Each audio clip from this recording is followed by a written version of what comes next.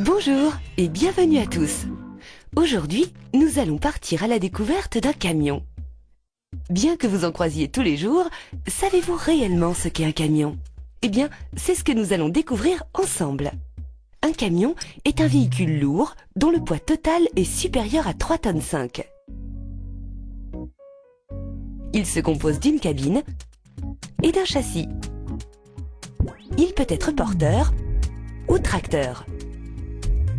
Le porteur reçoit sur son châssis une carrosserie. Le tracteur, quant à lui, est équipé d'une sellette destinée à tirer une semi-remorque. Du coup, la silhouette d'un camion peut varier en fonction de son utilisation. C'est compris? Passons aux roues. Notre camion peut avoir différentes combinaisons. 4-2, 4-4, 6-2. Mais à quoi correspondent ces chiffres? Prenons l'exemple d'un 6-2. 6 correspond au nombre de roues en contact avec le sol. 2 est égal au nombre de roues motrices. Si un troisième chiffre est présent, il désigne le nombre de roues directrices.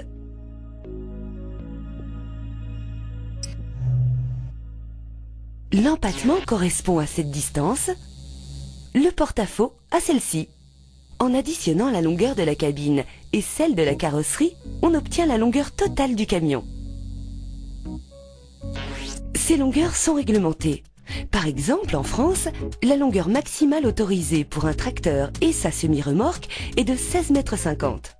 Mais pour avancer, notre camion a besoin d'un moteur.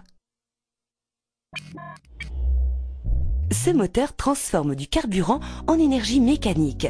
Le moteur, la transmission et le pont essieu forment un ensemble que l'on appelle la chaîne cinématique. Cette chaîne cinématique permet de transmettre du mouvement depuis le moteur vers les roues.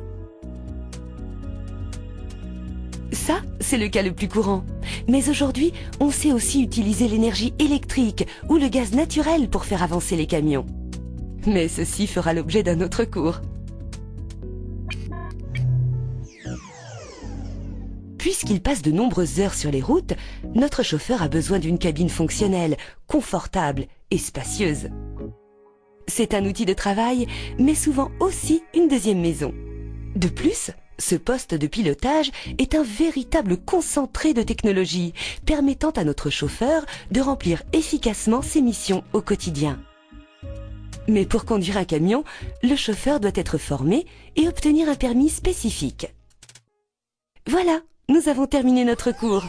Je file, mon chauffeur m'attend.